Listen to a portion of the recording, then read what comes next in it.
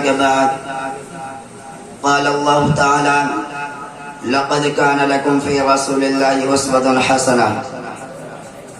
محترم حضرات, اللہ تبارک و تعالیٰ نے انسان کو اشرف المخلوقات بنایا اور اس پر اس قدر رحمت نازل فرمایا کہ ان کا شمار کرنا انسانی طاقت سے باہر ہے. خود اللہ تبارک و تعالیٰ نے قرآن شریف میں فرمایا ہے وَإِن تَعُدُّوا نِعْمَتَ اللَّهِ لَا تُحْصُوهَا, اگر تم اللہ کی نعمتوں کو شمار کرنا چاہو تو نہیں کر سکتے. یعنی ان کا احاطہ کرنا انسانی طاقت سے باہر ہے. انہیں بے شمار نعمتوں میں سے ایک عظیم الشان نعمت ہے کہ سرور کائنات فخر موجودات احمد مجتبی محمد مصطفیٰ صلی اللہ علیہ وسلم کا مبعوث فرمایا, جنہوں نے تھوڑی سی مدت میں دنیا کے گوشہ گوشہ اور چپا چپا نیز کونا کونا میں کلمہ شہادت لا الہ الا اللہ محمد رسول اللہ کی آواز پہنچا دی اور ایسی تبلیغ کی کہ دنیا کا تاریخ مبتدا توحید کے نور سے جگمگانے لگا. پیغمبر اسلام پیدا کشی یتیم تھے, یعنی پیدائش سے پیشتر ہی آپ صلی اللہ علیہ وسلم کے والد بزرگوار دنیا سے رخصت ہو چکے تھے اور ابھی تک ہوش بھی نہیں سنبھالا تھا کہ شفیق ماں کا سایہ بھی سر سے اٹھ گیا.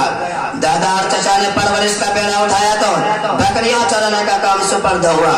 تعلیم و تعلم کا موقع بالکل نہیں ملا اور آپ صلی اللہ علیہ وسلم امی کے لقب سے نوازے گئے, مگر اللہ نے وہ علم عطا فرمایا کہ دنیا کے تمام مذاہب کو ملیا مٹ کر دیا.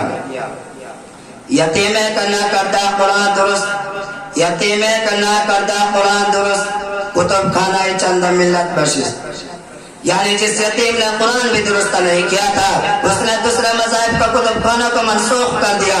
پیغمبر اسلام خاتم النبیین سید الاولین والآخرین محبوب رب العالمین کے الطاف سے نوازے گئے, اور ایسا کیوں نہ ہوتا. بچپن میں آپ کا سینہ مبارک چاک کیا گیا تاکہ بچپن کے لہو الحق سے پاک و صاف ہو جائے. آغاز جوانی میں سینہ چاک کیا گیا تاکہ حفظ و حفظ کا شائبہ بھی باقی نہ رہے. جب نبوت کا زمانہ قریب ہوا تو پھر سینہ چاک ہوا تاکہ آسمانی سفر کی صلاحیت پیدا ہو جائے. معراج میں اس مقام پر پہنچے جہاں فرشتہ کی بھی رسائی ممکن نہیں تھی. ثم دنا فتدلى فكان قاب قوسين او ادنى. فلک والا کوئی پہنچانا سیاح زمین پہنچا, فلک والا کوئی پہنچانا سیاح زمین پہنچا, اے منزل عشق کی جس تک نہ خود روح الامین پہنچا.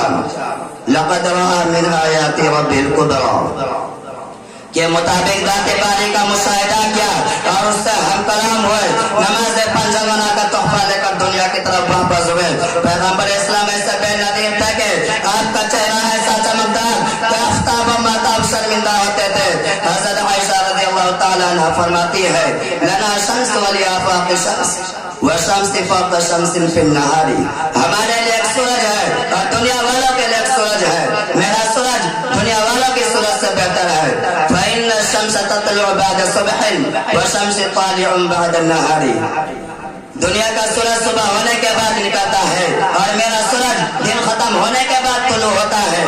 دعا پہ دہن ایسا کہ سانپ کے ڈسے ہوئے کو شفا بخشی ہے. انگلی ایسی کہ اشارہ کرتے ہی چاند کے دو ٹکڑے ہو گئے. انگلی کا پور ایسا کہ رخت خشک کنواں پانی سے لبریز ہو گیا. پسینہ سے خوشبودار کے دنیا کی کسی چیز میں ویسی خوشبو نہیں. ہاتھ میں ایسی برکت کے تھوڑے سے کھانے میں سینکڑوں آدمی سودا ہو گئے. نظر ایسی کہ حضرت عمر جیسا جانی دشمن تابعدار ہو گیا اور دشمن ایسا گھبرایا کہ تلوار ہاتھ سے چھوٹ گئی. جسم میں ایسی طاقت کے عرب کا سب سے بڑے پہلوان کو ایک لمحہ میں چیت کر دیا. غرض آپ صلی اللہ علیہ وسلم میں سارے کمالات موجود ہیں اور سب لوگ اس بات پر متفق ہیں. حسن یوسف دم عیسیٰ ید بیداداری, حسن یوسف دم عیسیٰ ید بیداداری, آنچیں خوباں ہما دارندہ تو تنہا داری. پیغمبر اسلام جب شرف نبوت اور رسالے سے سرفراز ہوئے تو انسان و حیوان اور جمادات سب نے آپ کی تصدیق کی. کنکریوں نے کلمہ پڑھ کر گواہی دی. کھجور کا تنا چلنے لگا, انہوں نے اپنے فریاد پیش کی. جنات ایمان لائے, انسان پروانوں کی طرف صلی اللہ علیہ وسلم پر نثار ہوئے اور یدخلون فی دین اللہ افواجا کا سماچ آ گیا. باری تعالیٰ خوش ہوا اور بہت بڑا انعام نازل فرمایا. یغفر لک اللہ ما تقدم من ذنبک وما تأخر, آپ کے اگلے پچھلے گناہ معاف کر دیے. اس کے باوجود پیغمبر اسلام جب مصلی پر کھڑے ہوتے تھے تو اس قدر نماز پڑھتے تھے کہ آپ صلی اللہ علیہ وسلم کا پیر پھول جاتے تھے اور ان سے خون بہنے لگتا تھا. اسے چند باتوں پر اپنی تقریر ختم کرتا ہوں. آخر دعوانا الحمدللہ رب العالمین.